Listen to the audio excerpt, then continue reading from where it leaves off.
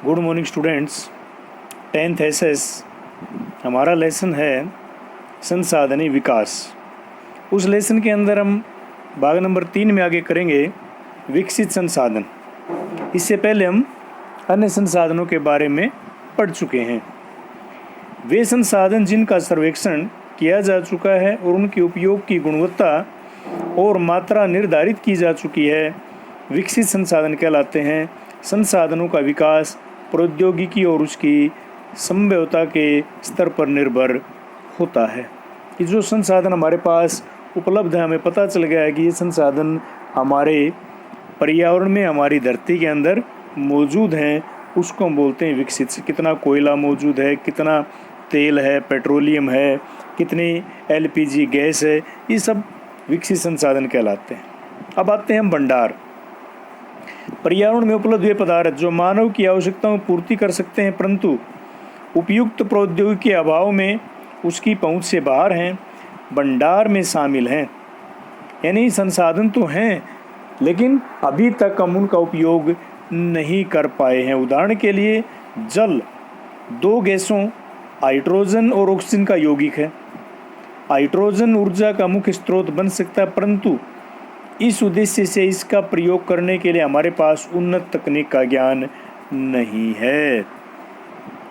Hydrogen और oxygen के जोड़ से बनती है ऑक्सीजन, लेकिन अकेले हाइड्रोजन का उपयोग हम नहीं कर सकते हैं क्योंकि अभी तक हमारे पास इस प्रकार की तकनीक अवेलेबल नहीं हुई है कि हम इसका ऊर्जा के रूप में प्रयोग कर सकें। संचित कोष, जब भंडार, यह संसाधन भंडार का हिस्सा है जिन्हें उपलब्ध तकनीक ज्ञान की सहायता से प्रयोग में लाया जा सकता है परंतु इनका उपयोग अभी आरंभ नहीं हुआ है।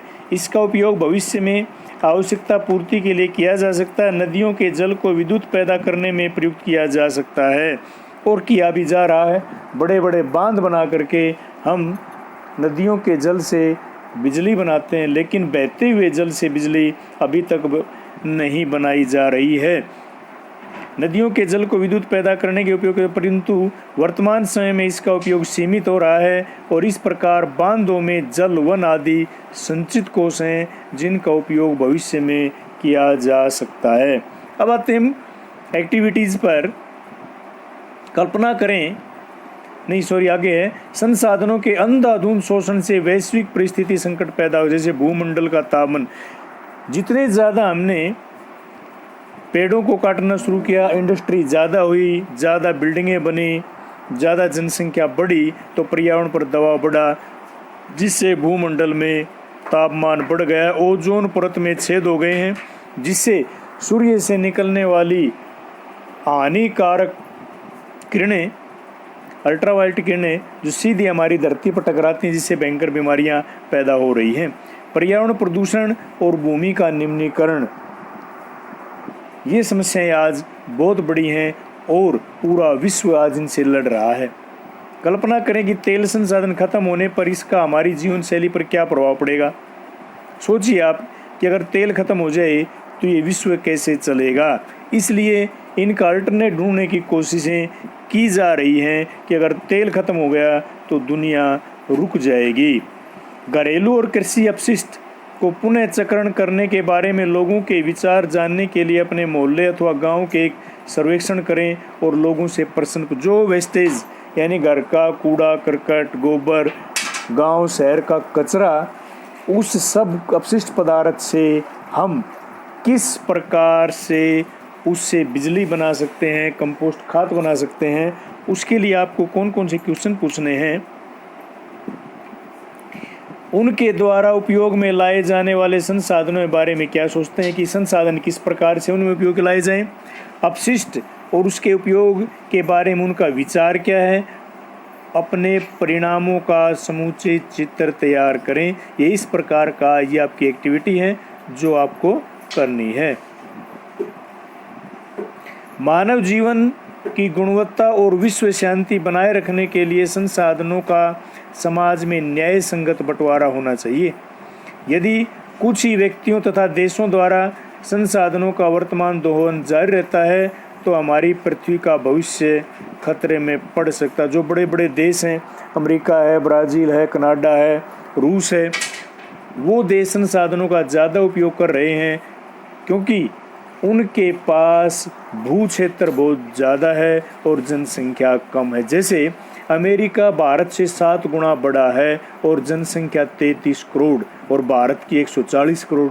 तो संसाधनों का उपयोग, हमारे पास तो संसाधन है ही नहीं। हमारे देश में कुछ चुनिंदा लोग इन संसाधनों का उपयोग करते हैं। 80% लोगों के पास वो संसाधन आज भी अवेलेबल नहीं है और उन्हीं देशों की देखा देखी हमारे देशों के अंदर भी इन संसाधनों की तरफ भागादौड़ ज़्यादा हो रही है और इससे पर्यावरण को नुकसान ज़्यादा होता जा रहा है। इसलिए संसाधनों का उपयोग इस ढंग से किया जाए कि आने वाली पीढ़ियों को भी हम बचा सकें और इन संसाधनों का उपयोग भी कर सकें। आज दुनिया में सबसे ज़्यादा बड़ी प्रॉब्लम पता है क्या है? लोग पहले कहते पानी फ्री मिलता, आज पीने के लिए पानी की प्रॉब्लम सबसे ज़्यादा है। आज आप अपने गांव के आसपास देख लीजिए, कुएं ख़राब हो गए हैं, नहरों के पानी इतने खराब आते हैं, हैंडपम्प हैं वो ख़राब हैं। जगह जगह पूरा दिन आपको गलियों के अंदर आरओ का पानी बेचने वाले कैंपर वाली गाड़ियाँ दिखाई देती हैं। यानी कि पानी जो जीवन के लिए सबसे ज़रूरी है वही समाप्त होता जा रहा है।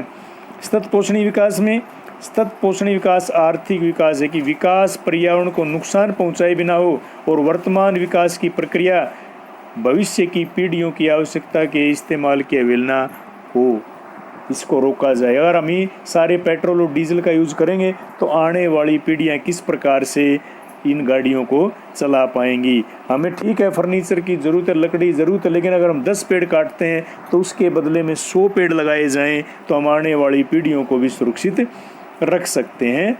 रियो डी जेनेरियो पृथ्वी सम्मेलन पहली बार 1992 में दुनिया के 100 से अधिक देशों के राष्ट्राध्यक्ष यानी राष्ट्रपति या प्रधानमंत्री ब्राज़ील के शहर रियो डी जेनेरियो में प्रथम अंतर्राष्ट्रीय पृथ्वी सम्मेलन के लिए एकत्रित हुए। पहली बार दुनिया को लगा कि पृथ्वी को बचाना जरूरी है और रियो डी जेनेरियो शहर के अंदर पर्यावरण को, पृथ्वी को, जल को बचाने के लिए मंथन हुआ और किस प्रकार से हमें, और तब से लगातार इसके ऊपर कार्रवाई हो रही है, लेकिन आज भी हम इसमें पूरी तरह से सफल नहीं हो पाए हैं।